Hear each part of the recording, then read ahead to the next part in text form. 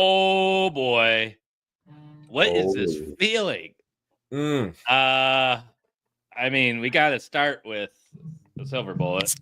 Right in the microphone. Oh, maybe I'll take some celebratory Afrin here. My nasal spray. That's how I get down. You know. Damn, I didn't know we were cracking cold ones. I don't know why you would think otherwise, but this is a crazy night. This is literally something neither of us has felt. Nope. Jersey Devils felt it 3 times in the past 6 years. Edmonton's felt it 4 years in a row. We're not talking about those guys. No. But here we are. Utah, soon to be maybe Mammoth. Winning the lottery in its second year of inception, only in its second draft. And we got to talk about it. This is the Clean Hits Hockey Podcast. We are live. Get into chats. We see tons of chats. Yeah, hello. So fired up too. Tarps off. We're not quite. I don't know. Austin Pacer maybe. Also, big shout out. Just give me one beer, and I'm there. Yeah, I'll virtually pass it along. Yeah, exactly. This was not what I was planning to do with my night. In fact, I'm still trying to eat my zuppa toscata I made because it's slightly cold. Oh, clever guy. Thank you, buddy. Let's go. That's way too cool. My guy. I didn't necessarily know we could do that, but Dax, how you doing, bud? We got 3-putt. We got tons of people in the Clean Hits Discord. If you're not in the Clean Hits Discord, I don't know what you're waiting for because this is going to be an insane offseason with this news. Hey, Alma. What's up, Alma? Let's go. I mean, last year, this is kind of how we started. Yes, Tuska. Trent and I were kind of wanting to start this whole thing and be very draft centric. And if you go to cleanhitshockey.com, you can go read all of the articles about the prospects we were really high on last year. We were having hour to hour and a half phone calls almost daily. I remember once I was in a parking lot waiting to fill my 5-gallon water jugs, and it ended up taking an hour and a half because we were just chatting about prospects. And this year we were kind of saying how it's going to be a little different, being a little bit further back, and then from now on it's going to be further and further, and they may be actually trading the picks. But I don't know about that, because today the Utah, soon to be Mammoth, won the draft lotto, moving them up to the 4th spot. And we just went from picking kind of a guy in a big cluster of players, a large tier of players, to moving into a tier that I would arguably say is outside of Schaefer, maybe on its own. But before we go into the prospects that are going to be hovering around that pick 4, and what the implications of this means and what potentially we could even do with the pick, Corey, I kind of wanted you to maybe, if you're not as familiar with the draft lottery, just kind of explain what we witnessed, because one, neither Trent nor I actually watched it live because we have endured this pain so many times that we figured the 1.5% chance of winning it was totally illogical. And I was doing dishes. I mean, that's how little I was concerned about it. Brad never you two watched it. I always, well, that's a different story, but he usually just takes him. He goes up to the roof. He takes the dirty plates. He throws them into the air. He shoots them with some. Then we go to IKEA. Yeah, dishes are done, man. If anyone gets that reference, put it in the chat. Does anyone get it? They gotta get it with all the Simpsons gifs we use. They gotta get that, right? Oh, don't tell mom the babysitter's dead. Don't tell mom the babysitter's dead. A Christina Applegate classic with David Duchovny. Come on, I'm the only one. Man. That's fine. Well, but yeah, watching that was surreal, right? I came into it because there's new rules. I believe that they came in this year or last year where you can't win more than 2 in a row. So I was hoping Chicago would win, or can't win more than 2 in a 5-year period. So I was hoping Chicago would win, so they can't get McKenna next year. But cool to see the Islanders win. That's just a franchise that needs hope. I mean, I guess it's already started with Lou going out the door, but that's and they go from I think pick 9 to 1, so that's huge for them. Real quick side too. What a way to say, hey guys.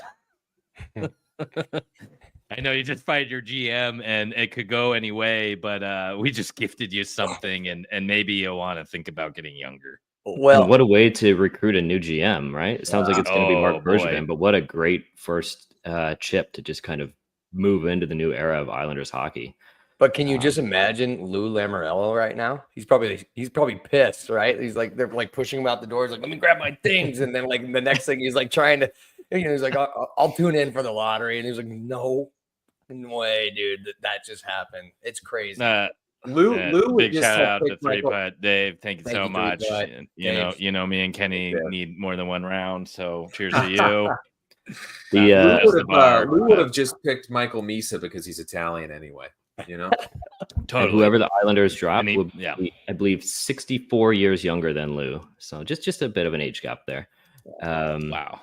But yeah, real surreal to watch it live because Kenny and I were saying we both totally forgot that not only do they draw for first overall, but they draw for second and third. So, and this was different than past years where it was just used to be kind of backstage before everyone was sequestered, and then they would just have Bill Daly turning over the cards and really anticlimactic. But this year they brought out it was like watching grandma's bingo, right? With the ball machine, and still didn't, take away the conspiracy theories that this thing was rigged. But brought out the machine, had the guy from, whatever law firm there, just verifying it all. And then, Utah with a 1.5% chance gets the win. And if you're unfamiliar with the process, it's not a simple process. There's 14 balls. Some math dork can figure out 4 of the numbers get pulled, and with all those balls, there's 1,001 different combinations that can come up. So San Jose had the greatest odds, I think 25%, which means they have 25% of those balls, which means there's 250 combinations assigned to San Jose. And then whenever that combination comes up, that law firm dork is looking through this big PDF to figure out which 4 numbers correspond to whatever team. So in Utah's case, 1.5%. So that means if my math is right, they had 15 possible combinations of those. There's 1,001. So 1,000 are assigned, 1 is unassigned. And then, if they pull that one, they got to redo the whole thing. But 15% or 15 balls, and one of the combinations comes out for Utah to move up from, you can only move up 10 spots, but they go from pick 14 to pick 4 and really get into that top tier of the draft and that group of 4 players that really have separated themselves from the others. Right. Speaking of that, look at Nick Newfield. Yeah, just highlighted them for us. You saw the thumbnail. Yeah. No, it was insane. So, like Corey said, I got an alert on my phone from one of the insiders. I'm like sitting there, I'm like, oh God, the lottery started, and I turned it on at the perfect time. We skipped all the fluff and the 2 commercial breaks and all that. And got right to it. And I think it was the second ball that got drafted, or the second ball that went in. Anyway, I'm just trying to gather my thoughts. The second ball, it eliminated like half the field. And I'm like, oh, well, Utah's out. I might as well just get back to whatever I was doing. And sure enough, I'm like, I'm walking around the house, probably doing some dishes like Brad. And then I'm like, wait, how is Utah still in this? I hear them talking about it. I'm like, look at Utah still hovering on. And I'm like, oh man. All right, I'm going to watch a little bit longer. And we saw that we had the ball 3. 3 is the number, guys. I don't know. We're going to have to make a t-shirt or something with that's the my lucky ball. Number. Holy shit. Yeah, ball 3. We got the not so clean hits, broadcast. Yeah, that's all right. Yeah, that's all right. You're gassing a beer. We're dropping F-bombs. It's all good. Finish the wine first. Yeah, right. I've always known that I love Tres Leches cake for a reason. It's not just because I'm a chubby pink man. It's because one day it would be meaningful to all of us, right? Yeah, the number 3. So we're gonna have to do something around the. Oh, okay. We're gonna have to do something around the number 3 ball that ended up getting us number 4. I love it. Yep.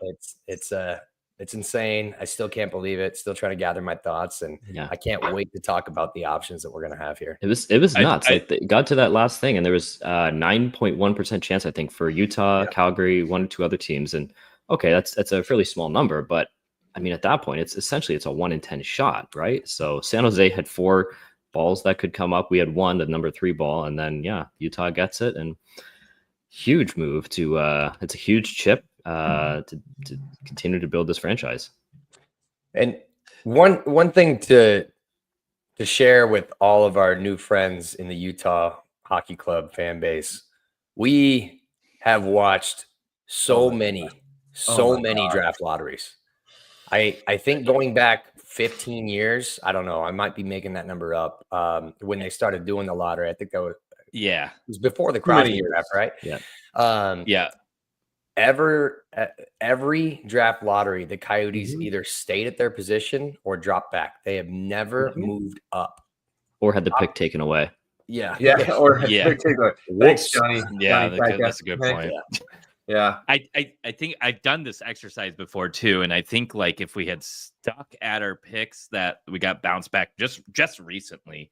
I remember one was going to be like Elias Pettersson. That would have been the 2017. We were 5th and moved down to 7th. Ended up trading the 7th overall for Derek Stepan. Yeah, speaking of Conti Ranta. And then I think the following year it happened, right? Where we moved to the Hayton pick. I don't remember. I don't remember. It's all misery. It all sucks. I've so much heartbreak, and the big one was the McDavid one. So in this like area where my wife's birthday, our wedding anniversary, and Mother's Day are like consecutive weeks for me. I'm a smart guy, and the draft lottery seems to always be at a very inconvenient time in a way that like ends up making my wife kind of grumpy that I prioritize it given circumstances, right? Easter's in the mix there too. And it seems like I've had a double whammy: disappointment at the draft table, and then my wife grumpy with me. I remember one time, and I probably should not admit this, and I hesitate to do it with Flo in the chat. Flo, please, earmuffs. You can't hear this, but I was sitting at a French restaurant in Scottsdale with my beautiful wife for our wedding anniversary, and unbeknownst to her, in my lap was my cell phone under the table, where Brad was texting me updates about the Connor McDavid draft and whether we were going to get McDavid or Eichel, and we ultimately fell all the way down to 3, drafted Dylan Strome, who eventually became Nick Schmaltz. No offense to Schmaltzy, but he's not McDavid or Eichel. You know, so kind of a shame they didn't hang on to Strome, but that would have been a long developmental, and who knows if he ever would have really became what he is now. There. Yeah, and I want people to understand too that as Coyotes fans, nothing really broke our way, and that includes 2016, where we did get Clayton Keller and Jacob Chikrin, which was a great haul. But mind you, we were in the top 10. And we were staring at our hometown kid, Austin Matthews. We were within striking distance. Put yourself in our shoes for a minute as we're like crossing every finger and toe that the local kid would come home and we watch him go to the freaking Toronto Maple Leafs. And then he comes in and he scores, 3-4 goals in his first NHL game? It was just a dagger. A dagger. Anyway, and today, I didn't even bother watching. I kind of forgot it was happening. I was at work. And I get a text from Kenny. We won. Oh my goodness. Corey's going crazy. I'm like, holy smokes. My first thought is Caleb Desnoyers. And then I started thinking about every other option that we'll get into shortly. But No, I don't even think I noticed for maybe a half hour after it ended. I mean, my phone was just in the other room doing my own thing. Not even concerned about it. Getting my Ice Cat shirt on, getting ready for the game. And then I looked and I saw that there was like 15 to 30 messages from the Clean Hits group chat. And then I had a text from my mom and some other people that were probably more important. And I just was like, what is going on? I think I was so excited. I think I accidentally sent a dirty pic in our group chat, but no, it was crazy. And speaking of this, Clovers Till We Die, we're going to touch on this. So hang tight, because there's a lot of possibilities. We want to discuss the players that we think are realistic options if we stick and pick. But Trent and I had an interesting phone call earlier where we're like, but what if? And I'm excited to talk about that portion here in just a bit. So without further ado, should we potentially start looking at some of these prospects that we're looking at? Yeah, I do want to really quickly comment that Draft Lotto Day has historically been a very, very bad and drunken night for me. So this is a very, very nice turn of events. But unfortunately, the drinking part may be somewhat similar. But I know. I told myself I wasn't going to drink in the month of May after my golf escapade. That might change tonight, guys. So, also 3-putt. I think you need to start writing 3s on all of your golf balls from now on. Yeah, I have a feeling that's going to be the lucky one. And when the Clean Hits crew come up there, when we all come up for a game and go out with you for a round of 9 or however long you got, we'll all have to put the 3s on. Yeah, I do think Clever Still Would Die. It's going to be 9. Everybody's just going to get a 9. Yeah, we'll all just 9 holes and 1s, 5 guys. The odds would be uncanny, and it'll just work out. There's a joke to be made there, but I'm not going to do that. But anyway, I do think Clever Still Would Die is bang on though. That Logan Cooley is, if you redo that draft, that we got our number 1 there, right? He's better than Slavkovsky. He's better than Shane Wright. He's better than was it Nemec, who was the other pick in that draft? So yeah. The only other one that's potentially making enough of an impact that you'd even have to put in the same discussion is Cutter Gauthier, and that's not close. Still, right. So. And then obviously the only other thing about this year's draft, it made me think of 2017. Right, there was 2 big moves up in that draft. There was Dallas went from 13 to 2. That was before they had the 10 caught up. Dallas went from 13 to Philly went from 13 to 2. Yes. It took Nolan Patrick. That didn't really work out. That was more of a injuries thing. And then Dallas went from 8 to 3 and got Heiskanen. So so 8 was Middlestad. So to go from like that group, Middlestad, Elias Anderson, Michael Rasmussen, and get up into that Heiskanen, Cale Makar tier is huge. Changing. Yeah. Right. So yeah. Was Hudson the 22 draft or 21? I don't know. I'm too busy still being a Hudson doubter. I was like a huge Hudson doubter in his draft year. And Lane Hudson? Yeah. No, he was same draft as Slavkovsky. So that was 2022. Okay. Yeah, Montreal had a hell of a draft. Good right? point here. Good point here. Now he's blowing the doors off the league, and I'm like, we'll see. Yeah. If he can sustain it. I think it's probably Hudson and Cooley fighting for that top spot right now. But I'm like, Ian Gostisbehere had a great rookie season too. All right, guys, calm down. I've been like a chronic Lane Hudson denier forever, and it just continues to make me look worse and worse and worse. I never believed in him, and even now I see it with my own eyes. I'm still like, yeah, I'm completely wrong. Good thing we don't know French curse words because they may be coming. Yeah. All right, let's get into what are we going to do with this pick, because this team is a little bit at crossroads. Is this the time where they move it for more help now to really push for the playoffs and beyond? Or is this something where we would be dumb to not pick one of the kids? Because to me, there's probably 2 tiers. 2 initial tiers, and now we sit in one. 1 and 2 being Schaefer and Misa. I think those are probably somewhat interchangeable depending on what your team's needs are. It's definitely a tier. Yeah, it's definitely a tier. Yeah. I don't think they belong in their own tier necessarily. I think anybody can make the argument that I want Misa, and I'm fine with passing up Schaefer for him, right? Or am I totally out of sorts with this? And no, again, I think that's right. I think the majority of people would take Schaefer, I think, on Bob McKenzie's list. So any clubbers in the chat or anyone watching this, if you haven't checked out Bob McKenzie's scouting poll on tsn.ca, head there, take a look. It's the only draft list that really matters because he polls 10 NHL scouts anonymously. They give them their rankings of these players, and then he publishes the aggregate, the average. and he put some narrative in there to help us understand what went into the rankings. So it's this incredible behind the scenes look in terms of how scouts are thinking and the kinds of things they're saying and the way that they're ranking players. So if you only look at one list, make sure it's the Bob McKenzie list. He put out his most recent one last week, just ahead of the draft lottery. He'll put another one out around combine time. And he said that Misa, who had previously been at number 3 in his midterm list around World Junior time, it moved up to 2. And there was only one scout, I believe, out of the 10 that had Misa ahead of Schaefer. So 9 out of 10 had Schaefer ahead. Sure. Many of them did concede that it was close. Yeah. If let's just say Buffalo won it with Darlene and Power on the left side, would they really want to take Schaefer over Misa? That's fair. Yeah. Even oftentimes, we talk about best player available.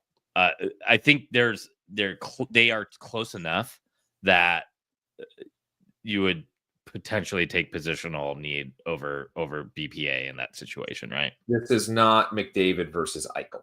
Right. Yeah. This is definitely much closer than that. Yeah. Yes. So that's a great one. McDavid was in his own tier. Eichel was in his own tier. And then it was Strome, Marner. Everybody else, yeah. Maybe Hannafin in one. No, and then it moved on from there. Yeah. I would say. I don't. Here you go. This is a great question from one of our favorite Discord members, DD and Dexter. Is there a possibility of either Misa or Schaefer falling out of the top 3? Flashbacks to Shane Wright falling 4? I don't see it. No, I don't think so. I think that because Shane Wright had a disappointing draft year. That's all there is to it. It was the kind of the story of the year, honestly, was that this exceptional status player who had been anointed the number 1 pick years in advance. Exceptional status, for those who don't know, is when a player who's a year younger than is traditionally allowed in the Canadian Hockey League, the CHL, the top junior league in the world, is granted early entry into the league. They've only given this out a handful of times over the years. There's been some funny ones that didn't really deserve it. But Shane Wright was one of them, like Connor McDavid, Connor Bedard, Michael Misa in this draft, in fact, was an exceptional status player. But it's a pretty rare thing. And Shane Wright was seen years ahead of time as like the obvious number 1 pick in the draft. And for him to fall all the way to 4th over the course of the draft season was a big story. It was probably the story of the draft class headed into draft day. So while we were surprised that he tumbled all the way to 4, I don't think it was really shocking to anyone that he made it to 3. It wasn't really until Arizona passed on him for Cooley that it became a big deal. Whereas with this class, nobody's anticipating anything like that with either of these top 2 players. And just to sprinkle a little Cooley moment here too, we were 3 of us. Corey was still in Toronto at the time. Watched that draft together, and Corey was watching kind of with us on HF boards, live thread. And I feel like the buzz during that Cooley, that coming up to pick 3. When Wright fell, it wasn't wildly unexpected, but it was kind of like, I don't think anybody was totally shocked we went Cooley at that point. No. And I will say another thing that affected Wright was the COVID year beforehand. So you kind of lost a year in the spotlight. You kind of lost a year, all of a sudden became so much more important. Yeah. I would say maybe if there was anything here, it would be just the fact that Schaefer has missed so much time with injury, his collarbone, with illness, mononucleosis, and with personal tragedy. He lost his mother and his billet mom in the same year, if you can believe that. So poor kid's had a rough go of things over the last couple of years. He's missed some time, but one thing to keep in mind with him is he's a week away from being eligible for next year's draft. So all that missed time is really kind of bonus time, since he's basically young enough to be in the next draft class anyway. So I don't see that hurting him. Shane Wright, there was kind of some character concerns, some red flags going up.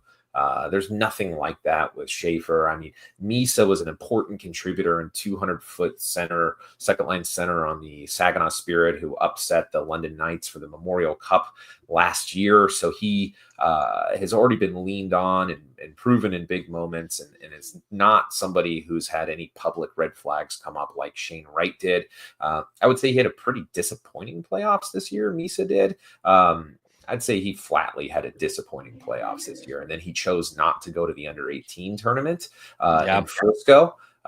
So, the last impression that scouts have is maybe a little bit of a sour taste. He probably should have elected to go to the under-18s if he wanted to flip the script a little bit, but his camp probably felt that he had done enough to solidify himself as the number 2, and he's probably more likely to go number 1 than he is number 3, honestly.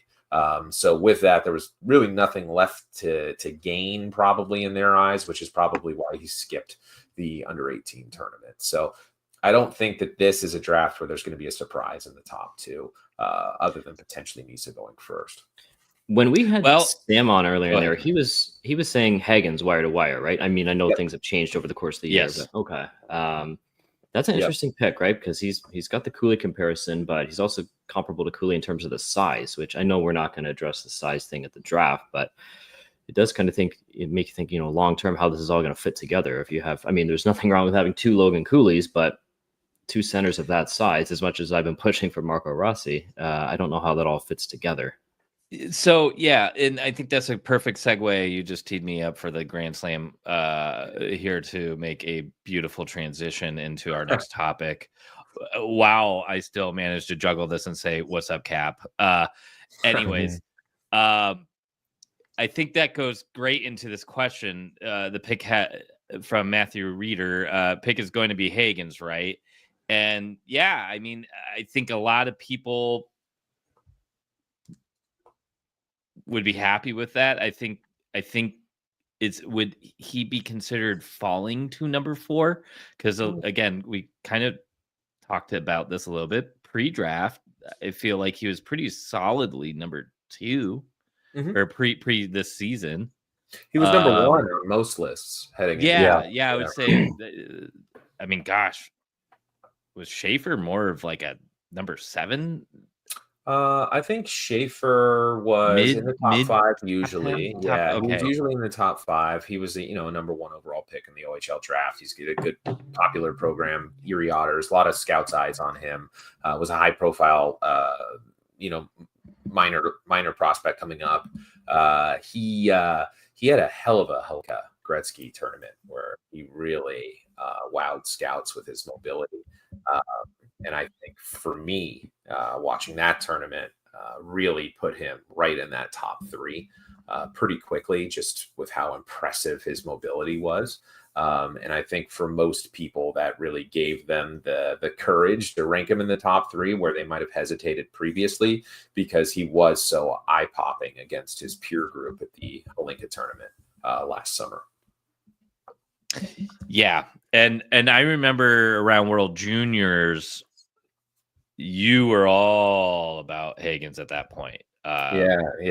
Switch had been flipped.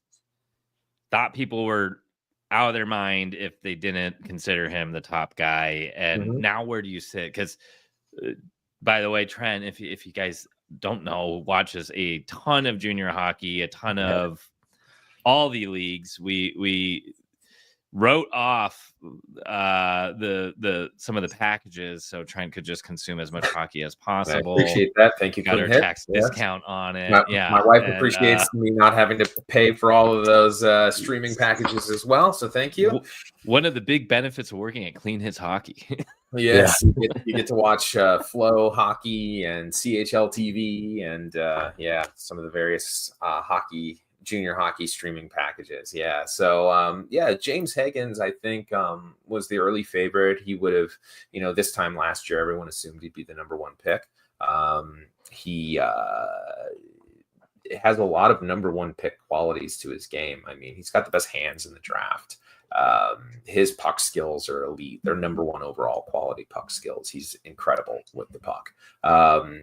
He is somebody who played for the United States, the World Junior Championship as a draft eligible, which is pretty rare. And he put up over a point per game and was somebody who I think stepped up in the big moments. I've seen differing opinions on that.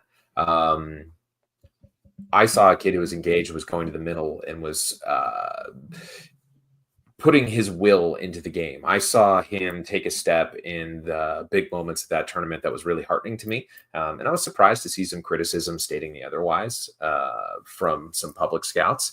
I think that he's had a lot of criticism, I think, because he's a guy who's been in the spotlight a little bit longer than anyone else in this draft. He's been the guy that everybody's kind of been looking for reasons to rank a little bit lower. I've seen a lot of criticism of his league play at Boston College, which is a little bit hard to understand given that he was a point per game player as a freshman. But a lot of people struggling to rank him over like where they saw Will Smith producing at that point. Sure. Yeah.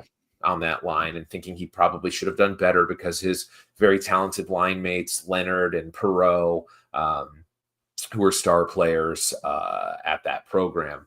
But what I see is a guy who reminds me a lot of Clayton Keller at the same age. Keller was seen as a center at that time. He was at the U.S. National Development Team program. He had not yet moved on to BU when the Coyotes picked him. Undersized, insane puck skills, seen as maybe not the most committed two-way player, not the most inside player who's going to drive the net and go into the hard areas, seen as just about as good as a perimeter player could be at his size. And I think that Hagens has some of that same thing going on. We've seen the maturation in Clayton Keller's game, his competitive spirit, his leadership ability, and his ability to kind of turn it on in those big moments and impose his will on those moments. I see flashes of that in Hagens that hearten my take on him considerably. So I'm still a big Hagens supporter, more than I think most people are. He did drop to number 5 on Bob McKenzie's list. So it seems to me that the NHL scouts feel the same way, that he's dropped. I probably wouldn't rank him all the way down at number 5 personally. I like him better than that on my list in a silo where I'm not thinking of any other team need factor or anything like that. Just best player available to me. He has huge upside, probably the biggest upside of anyone in the class, frankly. But given that he is small, given that I have some doubts about his ability to play center long-term, given the prospect pool and the roster makeup, would I hesitate to pick a 5'10", 5'11", maybe center, maybe winger who's all offense and plays more of a perimeter game at number 4 rather than some of the other names available? Yeah, I would hesitate, definitely, given where I think Utah is headed and what they need and the kind of identity Bill Armstrong is trying to create in this team. I would seriously consider other options there instead of James Hagens. Absolutely. Okay. And now it's kind of a, not counterpoint, but kind of a side situation, if you will, or scenario, if you will. Corey Kenny, would you rather, if Hagens fell to 4, take Hagens or just outright move this pick for Marco Rossi? I wouldn't trade it for Marco Rossi. Same. I really like Marco Rossi a lot. I probably push for him the most out of this group, but I think 4th overall is a little too steep for him. And you know what? I was thinking, like, when was the last time a top 5-ish pick got moved for a player outright, not just traded for another pick? Like, I was thinking Derek Stepan was pick number 7. Corey Schneider, I think, was pick number 9. But he was. But like top 5, I don't know. So I saw this comment earlier from Utah Hawk, and it got me thinking. I would say that if you are to trade a top 5 pick, you're getting a bona fide top 6 player. Maybe even more than that. I would say you're top 6 if you're going forward, or top 4 defenseman. And it's going to be somebody that still has a lot of growing to do. Top 5 picks don't get moved very often, and there's a reason for that. And it's because there's most people would feel that, there's always a significant drop off out of the top 5. I don't want to say significant, but there's a lot. Maybe disparity is the best word. After that, it's kind of a crapshoot. Yeah. They're going for position, or they're going for guys that their scouts are in love with. Top 5 is usually pretty like a mix of the same guys that have been projected to go there all year round. So I would say if we are going to move this, and to answer your question, Brad, I thought about this a lot with Trent on the phone earlier. I'm thinking from Bill Armstrong's perspective here. If the rumors are true that if this is a playoffs or bust season, and if he misses the playoffs, then his job is on the line. I have a feeling that Bill Armstrong sees this as his most valuable trade asset now, right? Like, he's like, hey, I was comfortable at 14. I like my guys. I trust my scouting staff. Now I have number 4 overall. Like, what if even as a trade value aspect, I know what I could potentially use for pick 14 to get me. Right. I know what type of player I can bring in with pick 14 and like sprinkling whatever amount of seconds or B to C level prospects are in the cupboard. But this changes everything. Yeah. Right. Yep. So if you're Bill Armstrong, do you say, hey guys, scrap the board? I just got the opportunity to go add a player of my choosing that I know that it has already worked out, and we're going to bolster this team, and we're going to make the friggin' playoffs this year. So just to play a little devil's advocate there, though. Do you think literally because the example that you're going to use involves a team from Jersey? No, not at all. Okay. But just to Jack Hughes? Just to introduce, No. Just to introduce a counterpoint. How about that? Sure. Do you think Bill Armstrong figured this team's making the playoffs either way? Do you think he thinks he has to trade a 4th overall pick in order to make the playoffs? Or do you think that the young players taking a step forward and some of the other ideas he's already got bouncing around is going to be enough to get him in? Because if he makes the playoffs, his job's probably safe, right? So do you need to hit the nuclear option when you were this freaking close anyway? I mean, if 2 of his top 3 defensemen weren't injured for 50 games of the year, he probably would have made it this year. And that's before St. Louis didn't win 12 games in a row. Yeah, exactly. Right. So, he could trade the number 4 and increase his odds of making the playoffs. Sure. But I think the odds are pretty good without trading the number 4, in which case, if he makes the playoffs, his job is safe, and he's going to really wish he had that long-term asset to go with every other long-term asset he has to build that true contender. As he's talked about stacking good piece on top of good piece on top of good piece until you win a Stanley Cup. The ability to do that and make the playoffs sounds pretty great to me, man. I mean, they've got 3 third-round picks next year, a first-rounder that's hopefully going to be late teens, odds are. Or 3 seconds, too, next year, right? Yeah, 3 second-round picks next year. I think he's got a second-round pick this year. He's got a Matthias Michelli laying around he's not using that he could retain some salary on and move out for something. He's got potentially an extra right-hand D. I mean, right now you got John Marino, Dursey, Kesselring, and Mavlam. Well, I would say he could also trade Tisha Ginla and Maverick Lamoureux and Cole Baudouin and make the playoffs, but he doesn't really have to, I don't think. You know what I mean? So I don't think he has to trade the pick, but I do think it's all of a sudden it's probably our most available trade chip outside of the 26 first, because I think that one could be tied to an offer sheet. Now, this one, I don't know if we kind of need to keep it to make some kind of name announcement or not, but it's a little awkward with not having a real in-person draft. But I don't think we're moving any of the other, Dylan Gunther, Logan Cooley, Clayton Keller. None of those guys are getting traded. Wait a second, Corey. 3 Putts making fun of me for doing BA impressions. So I think that was a meme idea. We got to say the Logan Cooley's of the world, the Dylan Gunther. Yes. There you go.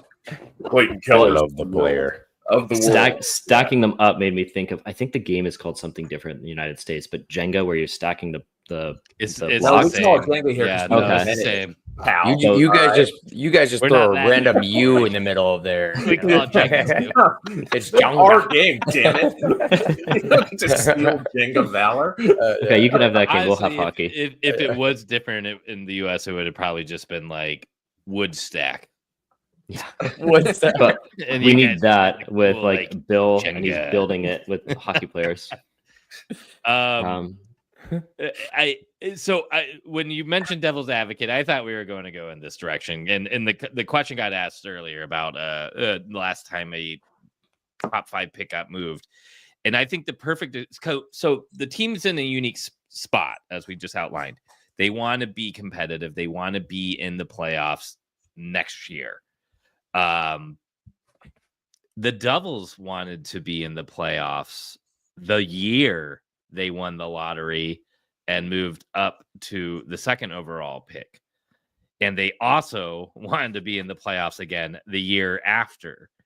And they still drafted Simon Nemec with the 2nd overall in the 2022 NHL draft. They did not move it to get better ASAP. They did not move back to bring in a piece that could help them now and still get a top 12 pick. I think these picks, this high of a pick is impossible to move. As a GM, it all would have to be the right deal. I think we are talking a almost 1-for-1 type trade. And I think that qualifies a player that is in the Clayton Keller age range, 1 year up, 1 year down or more, who has been productive in the NHL, plays a top line or top defensive role. I don't think you move a top 5 pick for somebody who hasn't proven they can be a top line player, top pair player. It sounds like we're going back to Tampa. Man. But the other thing is the teams who have those players that are in that age range also don't have much reason to move them. Well, so to counterpoint Trent's counterpoint. So the way and the chat's gonna feel like I'm like the chat's gonna think I'm like so anti stick and pick. I actually really like the idea of sticking and picking, but we're just throwing shit at the wall here at this point. So if you're Bill Armstrong and you're thinking like, man, this just increased my odds significantly in making the playoffs, and even further than that, going deep in the playoffs, I, on one hand, could draft a player that I'll never really get a chance to see how he develops because I'll be out of a job if things go south. Or B, I can make this huge splash and bring in a premier player. And it makes sense because I'm kind of playing with the house's money after a lottery win. Do you think he thinks about that a little bit? I agree. I think he makes phone calls. Yeah, and I think he's getting phone calls right now. I think he's getting phone calls too. I think he's hanging up, and I think people are hanging up on him. Why don't we table this for a little bit, and let's let some of the rumors and the smoke billow a little bit, and as we get closer to the draft, which is generally that last week of June, we'll do a debate type show, and maybe we get a little creative with it, and some of our Discord members can come and join or come and be like part of a panel or something. I don't know. We'll get creative with it one way or the other, and we will make an argument for taking the pick and for trading the pick. And maybe at that point we have a collection of rumors, because in my opinion, thank you again, Clubbers. I want a Tage level player here for number 4. Yeah, Tage is the one I said on the phone in the car to Kenny too, of a guy I thought that, a team that's a disaster enough to do something stupid like trade a player like that would be Buffalo. I mean, generally, unfortunately, you're going to have to enhance a GM to get a player of that caliber, and it looks like they've got a GM who's right for the pants. And The Sabres should just be run by AI at this point. Yeah. Like, can it do any worse? Right? They'd be better off. Yeah, they should ask ChatGPT what to do. But yeah, I mean, would I trade 4th overall for Tage Thompson? Yep, right now I would. And he can do both center and wing, and he's huge. I don't even need to see who falls. And he has chemistry with Keller and Cooley. I don't need to get to the combine and interview players and make extra sure. I would do it right now. I would just push Bill Armstrong drafted him. I don't think we're going to trade the pick, but I was thinking this earlier today when we still had pick 14. If we picked a center at that spot, like Carbonneau, he's a center, right?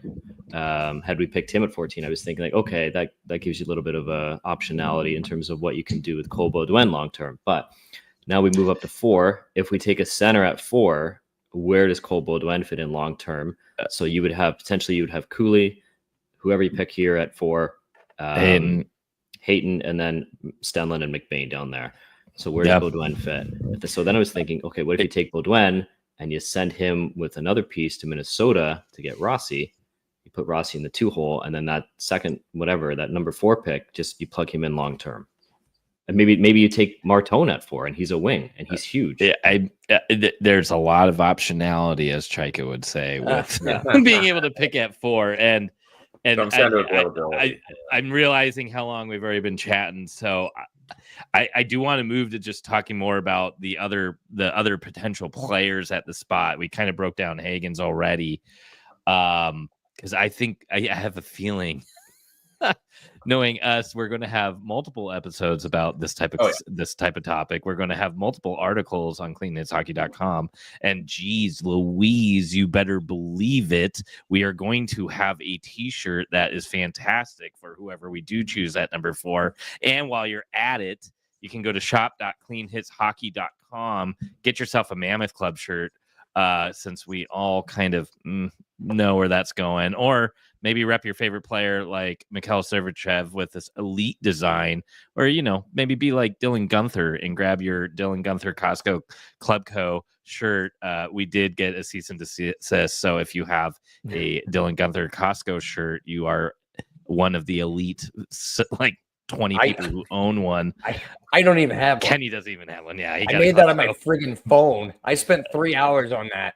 And Brad and I were in Utah together. I'm like, oh, I have a club coach. Like, there we go. I think this is it. Yeah, that's what we were talking about earlier. We're definitely gonna do something with that. I think that. Yeah. We're gonna do something there. Oh man, I think because it's Clean Hits After Dark, we should also show, just to promote why you should be in the Discord if you're not already, the Discord's reaction to us winning this lottery earlier. So here we were. I don't know if you could see that. It's kind of, but there you go. And this is what it's like on game nights at Big Goals. But yeah, there's a lot of, maybe words there that might need an asterisk, but it's after dark. Yeah. And we made it easy for you to join. Just discord.cleanhitshockey.com. Jump in there. We're going to have way too much speculation on the offseason. You're going to be like, oh my God, it's October already. You won't even realize that there hasn't been hockey for 3.5 months. But let's talk about the other guys, because we made a thumbnail with them all on it. So we might as well, right? Yeah. So which player do we want to discuss next? Logically, a lot of the top, because we are all considering Misa and Schaefer out of this range for us, right? Yeah. We discussed Hagens, who feels like the prime dropper, but is he a BA guy? He's the more smaller slider center who may not even really be a center, but with supreme upside. Tantalizing, I know. But how about Martone next? Mm-hmm. I think I just kind of talked myself into him. Right? All right. Well, why don't you lead us, Corey? I mean, he's huge. He's right wing. Is he right shot as well? I don't know. But plays in a pretty good program in Brampton. And then, I like it because then you could, if you have him on the wing, and then you can bring in someone like Rossi. So what would you have on the wing long-term right wing? You'd have Dylan Gunther. You would have Porter Martone, you would have Mitch Marner, and someone else on that fourth line. But we got it's all coming together. So I think Corey is the only guy on earth who would build his 4th overall strategy around his Marco Rossi acquisition strategy. Exactly. Yeah.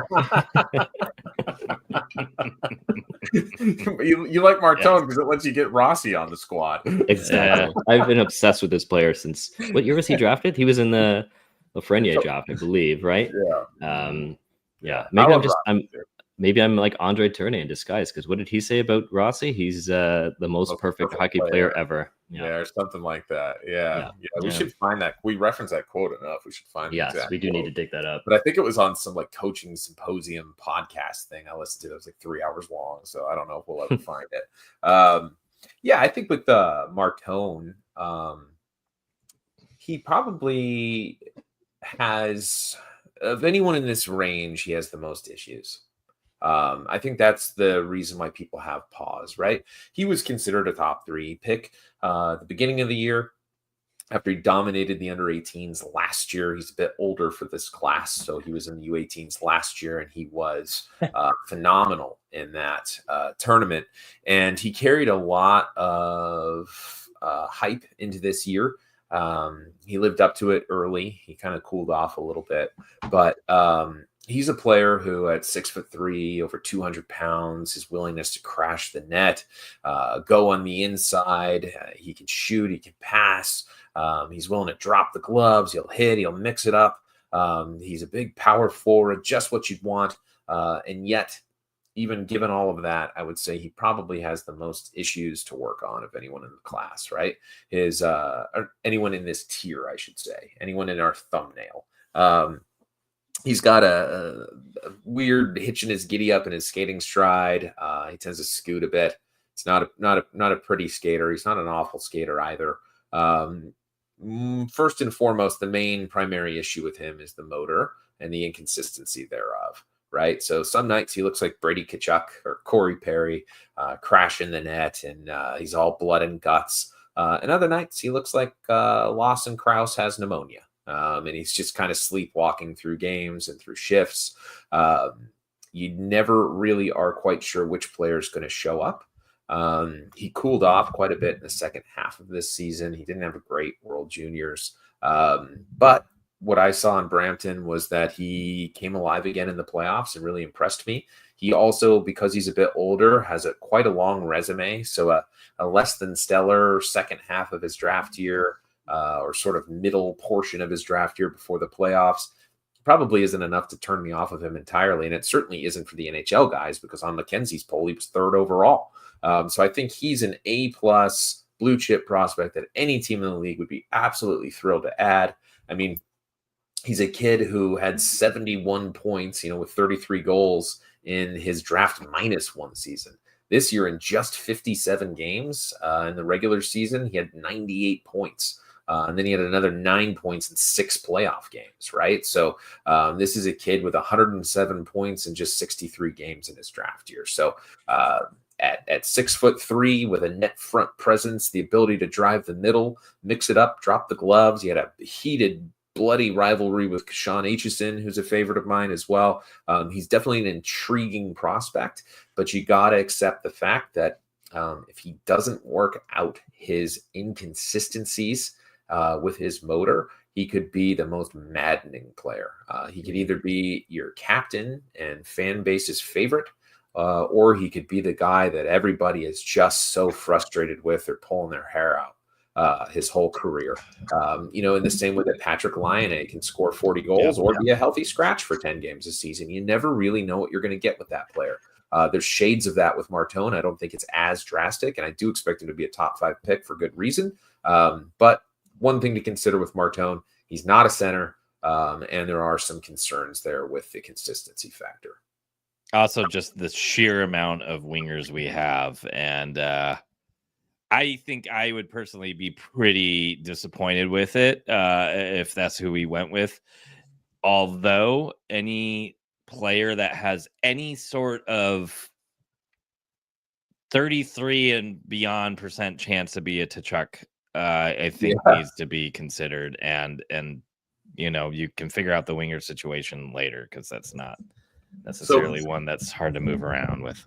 Yeah, so Martone won't be my first choice on this list. But he might be Bill Armstrong's first choice on this list. And at the end of the day, that's all that's going to matter. Because when you're picking this early in the draft, the GM has a whole heck of a lot to say.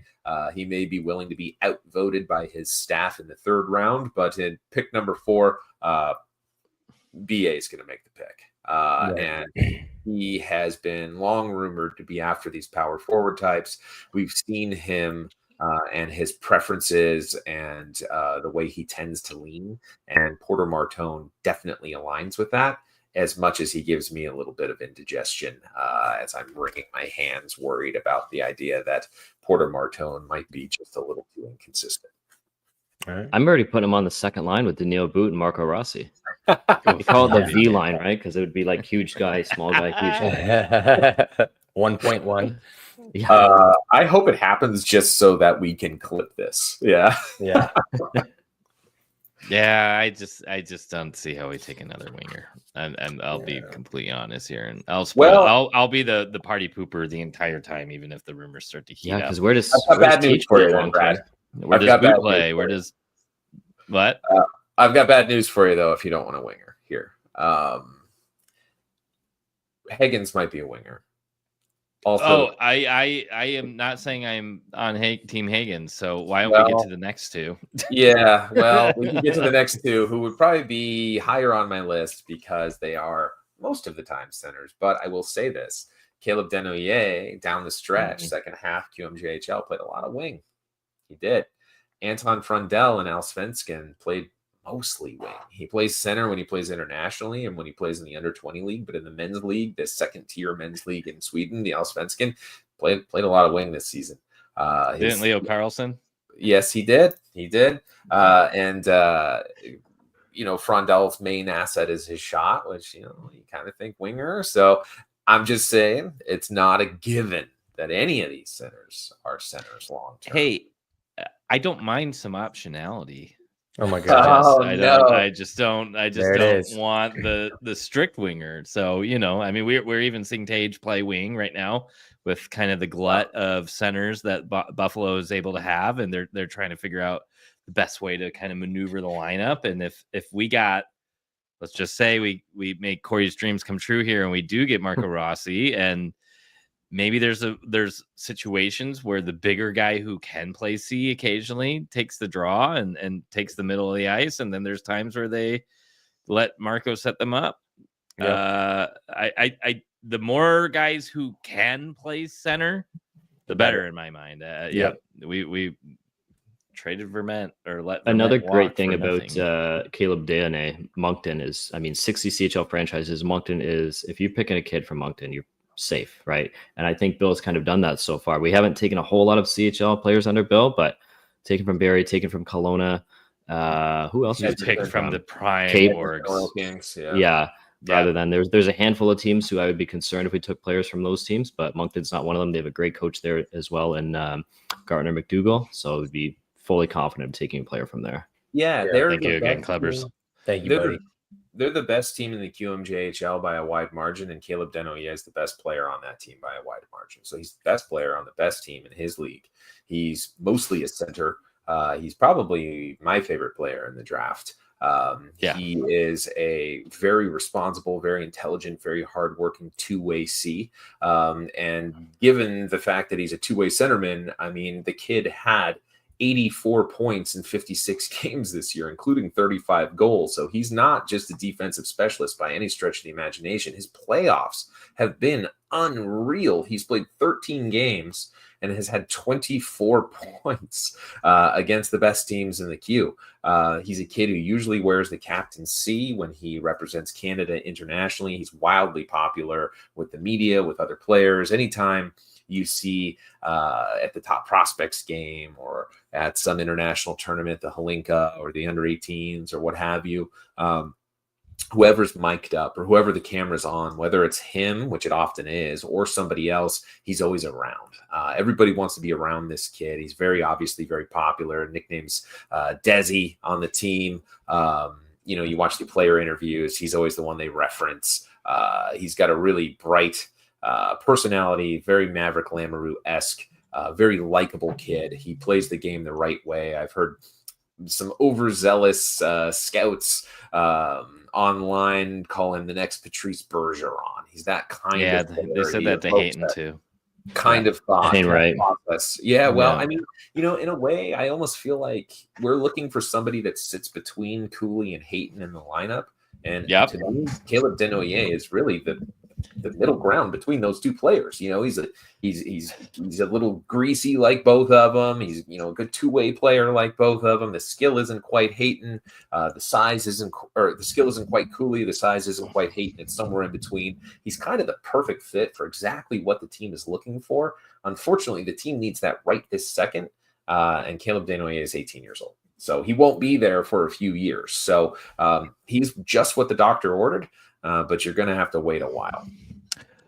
Yeah, and I get a little bit of Pavelski and Wyatt vibes from Desnoyers, and that's really exciting to me. That's kind of a little bit of what the hope was for Hayton, but it seems like Hayton's not going to quite reach some of those ceilings. Taking another reroll at a guy that probably has a higher floor than Hayton ever did with a higher ceiling it's no problem for me, especially because this franchise knows better than any franchise just how difficult it is when your center prospect pipeline starts to shore up. I really like this comment from Flo. How many years until Frondell or Desnoyers are NHL ready? At earliest 2026, 2027, or 27, 28 years. Yeah. And is there anyone from this draft? Is there anyone from this draft that can step right in? I mean, generally we see kind of one player, but I'm not sure if this Schaefer year probably will, because when's the last time a first overall has not? I don't feel like he's missed so much time though, right? Yeah. And he's so young. I don't think he will. I think it'd be a mistake. I'd send him back to Erie for sure. I think the last first overall didn't. Yeah, there was a first overall recently that didn't, but that was like the first one since like Eric Johnson. Who was that? I'm gonna look that up.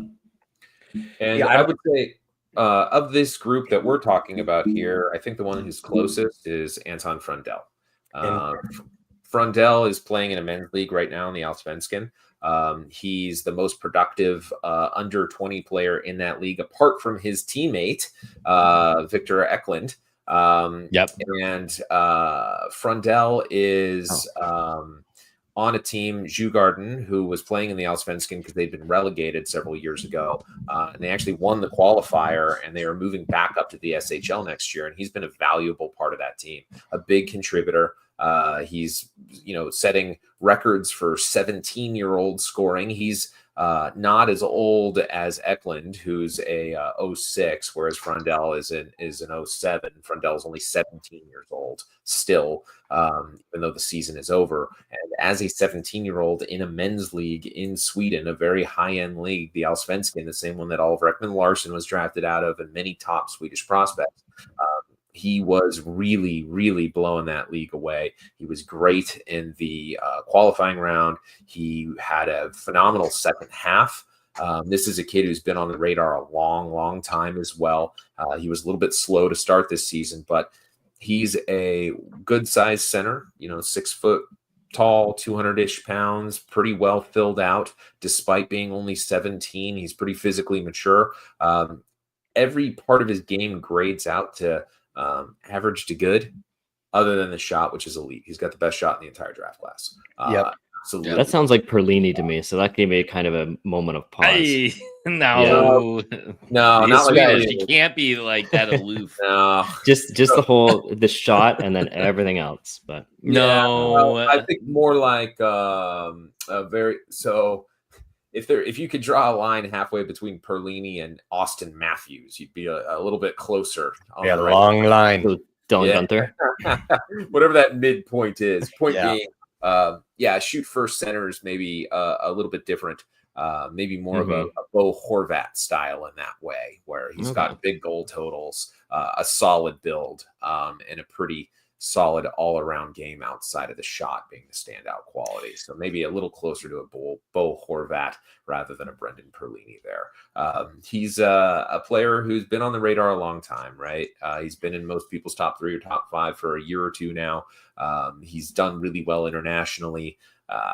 He's a very respectable pick and one who's probably NHL ready pretty darn quick. He'd probably let him play in the SHL one more season and then bring him right over after that would be my guess. So same timeline probably as like a Tisha Ginla. See, I think he's my favorite player. I think he's the guy that it's a toss up for me between Hagens and Frondell. I don't know that I want to take the risk with Martone. I think if we walk away with either one of Frondell or Hagens in this draft, we already won, right? I mean, but that would be a huge win. Frondell, what I like about him is, and kind of to I'm sorry, not three putt, but clubber till we die point, he's going to take the best player, but the best player is subjective depending on who you talk to. So it's got to be the best player in his eyes and the talents that he's looking for. And I think a shoot first center is what the NHL is turning towards this day, or in this day and age. And on top of that, he's playing against men, and he just looks like a guy that will not only help you get to the playoffs, but help you get through the playoffs. And I'm falling in love with him the more and more I talk about him. And the only thing that's given me a second of pause is passing up on Hagen's potential. And so that's where I'm at. It's either Frondell or Hagens for me. Either way, I'd be pumped. That'll change. All right. Between now and the drafts, I promise. All right, so Kenny, your 1 and 2 for pick 4 would be all right. I guess I'll go Hagens and then Frondell. Hagens 1. Yeah. Wow. It is just like Trent said. It changes every other second for me. Just give me 5 minutes to go watch some Frondell highlights, and then I'm going to be pumping him up as the best player in this draft. But I just don't think I have it in me to pass up on Hagen's potential right now. Which is kind of truly the BPA, best player available, pick at 4 if Hagens does get there. Now, I do see a world where Chicago is just enamored with him, right? And yeah, Bedard's on the smaller side. Hagens is too, but you can continually surround them, right? Frank Nazer, small. Yeah, that's true. Yeah, they got a lot of. They're going Martone, aren't they? Yeah, I think they are. That'd be okay with me. Okay. Okay. Corey, how about you, Brad? Oh, go ahead. I'm the host. I get to pick last. That's right. So Schaefer and Misa are off the table. Yes. I would have Hagens, and then wow, holy cow! The next one, it's to me, it's a toss up between DNA and Martone. I think I might go Martone. Even with the gluttony of wingers we have, are you on the board of the line of thinking that just figure it out later? Like Nick Schmaltz's deal is up in a year. Yeah, and then replace him with Iginla down the road. I don't know where I stand on Iginla boot. Marner. Yeah. See, you add Martone, and now you have no room for Marner. True. Well, we can just have 3 stacked lines. Yeah. Well, Rossi's in the center. Cooley, Rossi, Hayton, McBain. Yeah. I don't know. I think Hagens would be my pick for sure. I don't know who the backup would be, but I do think Hagens is probably top of my list right now. One thing I noticed looking at this draft is I didn't realize that there's so many teams with multiple picks, which makes me think there's going to be trades. Montreal has 2, Calgary has 2, Philly has 3, Nashville has 2. So crazy that Montreal has 2, considering they made the playoffs and feel like they're really turning the ship. But yeah. All right. Thompson fits because there's no pick at 4. Yep, that's right. Yeah, and former Bill Armstrong draft pick, right? So I'm sure. I mean, I know they got the cup out of that because he went for O'Reilly, but I'm sure it just killed him to trade away that type of player, right? He's about 6'8". He's center. He's wing. He scores 45 goals. Yeah. 27. Yeah, I would sign me up. That's my first go-to. Yeah, let's just forget Marner. Let's just do this pick for Thompson, and we'll do the 2016 pick or 2026 pick for Rossi, and then you can do there's your second line: Boot, Rossi, Thompson, and then so what you are we got gonna? you got 6'9", 6'9", and 5'9". Yeah, yeah, and then we should just trade for Shea Weber back because I think we don't need the cap space after all. We got our team there. Yeah, which would be crazy. You think about it. If we did trade this 4th overall pick for a roster player, we still have cap space to play with in the offseason. Like, I know, crazy. This summer is going to be absolutely banana land. So, but go on. I think Trent, you were up next with your next two. Is that what it was? Yeah. So I would say, this is a little counterintuitive because Hagens will be the earliest one on my list. If I was a new franchise, an expansion club or something like this, and I was making my first pick, Hagens would be number 3 behind Schaefer and Misa, and that's the guy I'd pick if I had no other roster considerations there at all. I mean, Hagens he's got supreme skill. He's elite skill. I would rank him 3rd. So he's BPA in your mind. Yeah. Mm-hmm. But there's concerns there, right? And I'm not making decisions in a vacuum. I have a situation to account for with lots of context around this club. So if I'm drafting for Utah, he's probably not going to be the guy I would pick if he's there at 3. I would probably have Frondell and Desnoyers higher. Frondell, I like how quickly he can get here and help. I like how low his floor is. And I like the fact that he's got an elite shot. It's great to have one very big standout quality that's like above NHL average as a 17-year-old. It's very impressive. His resume is really impressive for his age. So Frondell would be right there for me. Desnoyers is, he's my favorite player in the whole draft. One thing about Hagens is that he has bad nights, man. You can watch off games. You can watch a few games and not see much out of him. Frondell has off nights, man. He can be a sleepy player. Martone, my gosh, he can be downright bad for stretches, like truly not good. Desnoyers is always good. Every shift. Works his ass off constantly. You never have to worry about that dude at all, ever. He's a culture builder, culture changer. Hell of a leader, it seems. I'm not in the room. It's hard to say that. But so for me, I think, I'd be really tempted to go with Frondell. I might let Desnoyers win out just out of a little bit of just enjoyment for the type of game he plays. He's the kid who I'm always biased towards, which is high motor players. I like motors. Yeah. He's got one of the best motors in the draft. So when you combine that with enough skill to be considered a top 5 pick, of course I'm going to be in love with that player, just like I was with Zach Benson and others. So my own bias is showing, and I'd probably end up picking Desnoyers if I could get away with it without getting made fun of too much. But if I was being fearful and worried about my job, Frondell would probably be my pick. Well, and I don't mean to pick apart what you said there, but just a little caveat there. Desnoyers, he plays in the queue. You said that Frondell and Hagens both have off nights. They're playing against men, so it is a little bit of a learning curve for sure. And we do have to account for the fact that Caleb Day. Oh my God, I'm gonna mess his name up so many. I'm not picking him just because I can't say his friggin' name. But he is playing against a younger crowd. That being said, I'm not. I wouldn't be unhappy with him either. But I just wanted to throw that out there. Clubbers, again, thank you so much. This is essentially seriously a deposit until we go out for the next game and just buy you several beers. So this is you just like putting your money in a safe space. It's like hoarding gold.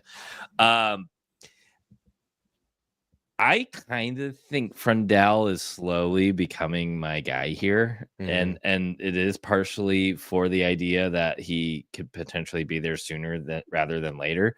He makes me feel a lot more comfortable maybe moving Kobo Dwan for a better winger for that second line instead of having to go UFA shopping where you're going to maybe be married to somebody like Bosser for way too long.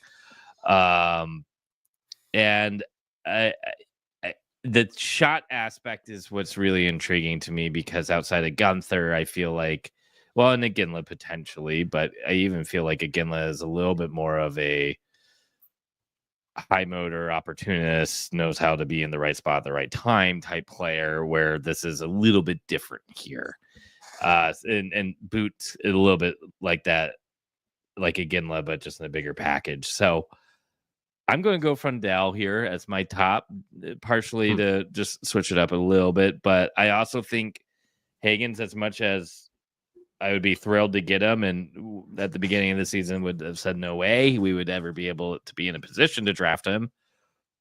I just think that maybe it's not as good for the mix, and that goes against the theory of doing best player available regardless. And I am a little concerned with the drop he's had this season, even if you can consider that. I feel like it's been very minute. I feel like there's more guys who were plotted around him preseason that have not necessarily lowered their rankings where he may have a little bit rather than them exceeding him, if you will. And that's the type of player that will eventually come and bite you in the ass later when everybody's like, duh, Hagens should have been the second guy off the board. But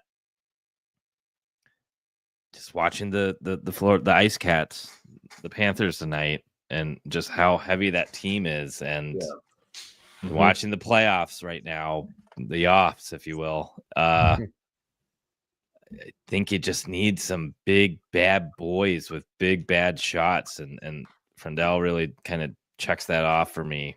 Yep. So yeah, I think with Frondell, like you may kind of like regret the pick if other guys are better, but he's not going to make you regret it because he wasn't good enough. I don't think. You know what I mean? Like, I think he's going to play to a really good level one way or the other. Even if like some more, prospects with more warts or red flags like Porter Martone or something becomes a superstar, which is possible, or Hagens really figures it out. You might feel bad that you missed out on a guy, but I don't think Anton Frondell is going to like make you regret the pick because of him. Whereas Hagens, on the other hand, if he's like a small perimeter winger, you could be kicking yourself in the ass, or Martone, if he's doesn't really get his act together and show up every night, you could be kicking yourself in the ass a little bit. I think with Frondell, there's a good mix of floor and ceiling, and anytime you can add any player who has the best trait of anyone in a class, you're in pretty good shape, man. I mean, I can't say that Desnoyers has the best anything in this class, but Frondell has the best shot in the class, so that means something. And Matthew Wood, we heard that with Iginla too. And Wood was that guy in the Bedard draft of just kind of top Gunther as well. And let's think about something else too. If you have a big time center who can score buckets of goals, and you need to surround him with playmaking wingers, what's the most underappreciated kind of asset in the NHL is a playmaking winger, right? Like playmaking wingers that weigh 170 pounds. Yeah, like Finland. It doesn't matter if you're a small playmaking winger. It doesn't matter if you put up 60 points, 65 points. You still have barely any value on the market. You get them at reasonable contracts. You get them for reasonable trade returns. They're eminently affordable. If that's all Frondell needs to bring the value of a 30 goal center, 35 goal center, then boy, you can take that to the bank. You'd be real happy with that. Agreed. All right. Well, it's been about a full movie's worth of lotto talk and pick talk, and this has been such a fun stream with all the people interacting with the chat. I am going to call it, unfortunately, but that's also so we can continually have a ton of draft content as we lead up to the NHL draft. I think we need to do our segment of arguing for trading it versus keeping the pick. I think we'll have to do an episode on just all the dark horses of outside of the 4 players we talked about today, who else the team may pick, who else GMBA may just be absolutely in love with. And then maybe some of the other potential moves they could be making in the draft. Could this be our Dallas Stars 2017 NHL draft where they moved up in the lottery and picked Heiskanen in the first, Ottinger in the second, and Jason Robertson in the third? If I remember, I got that right. I may be mixing up Ottinger and Jason Robertson, but this feels like a really beautiful little reward for a fantastic season. And I mean, what a way to kind of cap off the rebuild that this team's been going through. Can't believe it. Since 2021. And it feels like other teams have had this same trajectory where they luck out somehow in that year where they almost make the playoffs and then they never look back. So it's nice to be on the other side of the ledger tonight when teams like Anaheim and Nashville watched a lot of shitty hockey this year, and we're picking ahead of them. So it's literally the best position you can be in. You're fighting for the playoffs the entire year. I think we were the last team to be mathematically eliminated from the playoffs, if I remember correctly. So we were in it to the very end, and I would take the situation that happened tonight over getting bounced out of the playoffs in the first round any day. I would too. Really good it's a tough one to admit, but yeah, I would too. All right. Well, any last words, everybody? Nope. Late June's going to be a long way away, but we will scratch that itch from now till draft day. So make sure you're tuning in, like, subscribe, do all those things for Clean Hits Hockey. Join the Discord. I mean, if you want to talk about the draft every single day with a bunch of draft dorks and geeks, that's the place to be. That's discord.cleanhitshockey.com. Grab yourself a Club Mammoth shirt while you're at it so we can raise the bones of the Mammoth until they make the team announcement. You can get that at shop.cleanhitshockey.com. Be on the lookout for maybe that number 3 ping pong ball shirt coming out so you can wear that at any of your draft viewing parties. I'm sure we'll be doing some fun stuff too for that. What a way to end an amazing season. I don't know if we can ever truly say thank you enough to everybody that's kind of become part of this community, everybody that made us feel like friends and a part of the community in Utah. It's been such a wild ride, and what a way to really end the last bit of news for Utah Hockey Club / they're going to be called the Mammoth inaugural season, but to win the draft lottery. So thanks for tuning in. We'll be posting this on YouTube. If you didn't catch it live, I guess if you're catching this live, you wouldn't need to hear this. And if you're watching it doesn't make any sense either. Thank you everybody for commenting. We'll try to be doing more live shows because this is a lot of fun to be able to interact with you live. I am Brad. We had Corey. We had Kenny. We had Trent. And we will catch you next time. Adios. Peace. We